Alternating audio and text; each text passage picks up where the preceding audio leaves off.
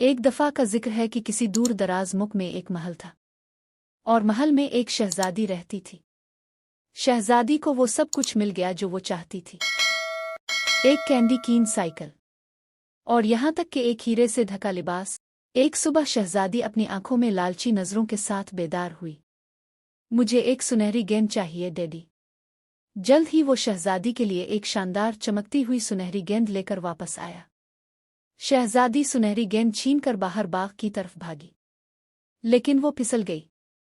سنہری گیند اس کے ہاتھوں سے نکل کر ہوا میں بلند ہو گئی۔ پھر یہ نیچے آیا اور باغ کے تالاب کے عین بیچ میں ایک بڑے دھڑکے کے ساتھ اترا اور سیدھا نیچے دھنس گیا۔ شہزادی نے بڑبڑایا۔ پھر سب سے عجیب بات ہوئی۔ میں مدد کر سکتا ہوں، ایک آواز نے کہا۔ شہزادی نے ادھر ادھر دیکھا لیکن وہاں کوئی نہیں تھا۔ میں نے کہا کہ میں مدد کر سکتا ہوں، آواز دوبارہ بولی۔ شہزادی نے نیچے دیکھا کہ ایک چھوٹا سا سبز مینڈک مسکرا رہا ہے اور اس کی طرف لہرا رہا ہے۔ بات کرنے والے مینڈک جیسی کوئی چیز نہیں ہے، اس نے اپنے آپ سے سوچا۔ مینڈک نے کہا، میں بات کر سکتا ہوں، کیا آپ اپنی گیند واپس چاہتے ہیں یا نہیں؟ شہزادی نے کہا، او ہاں، ٹھیک ہے پھر۔ مینڈک نے کہا، لیکن ایک شرط ہے۔ شہزادی نے جواب دیا، اور وہ کیا ہے؟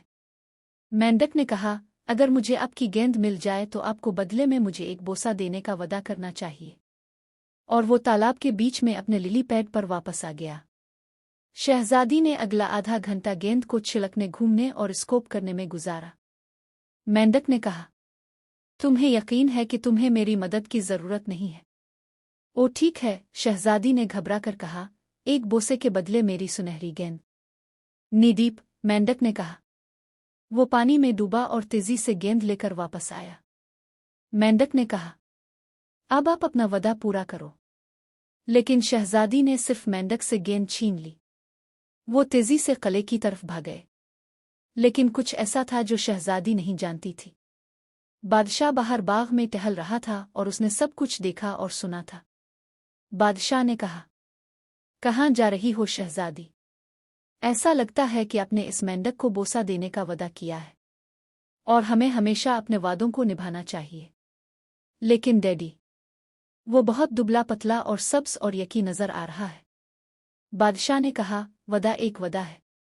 چنانچہ شہزادی تالاب میں واپس چلی گئی۔ وہاں مینڈک اپنے کنول کے پیڈ پر بیٹھا تھا۔ اس کے چہرے پر بڑی مسکراہٹ تھی۔ وہ اس کی طرف لپکا۔ وہ ہڑبڑا کر بولی اور سانس روک لی، اور پھر اس نے کہا، الفاؤ۔ لیکن آخرکار شہزادی نے جھک کر مینڈک کو ہونٹوں پر ایک گیلا گہرا بوسہ دیا۔ اچانک ایک زوردار دھماکے کی آواز آئی۔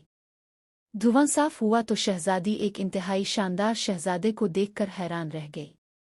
شہزادی نے کہا، میں توقع نہیں کر رہی تھی کہ ایسا ہوگا۔ شہزادہ مسکرایا اور اسے بتایا کہ کئی سال پہلے ایک شریر چڑیل نے اسے مینڈک بنا دیا تھا، اور مینڈک کے جادو کو توڑنے کا واحد طریقہ ایک حقیقی شہزادی کے ہونٹوں پر بوسہ تھا۔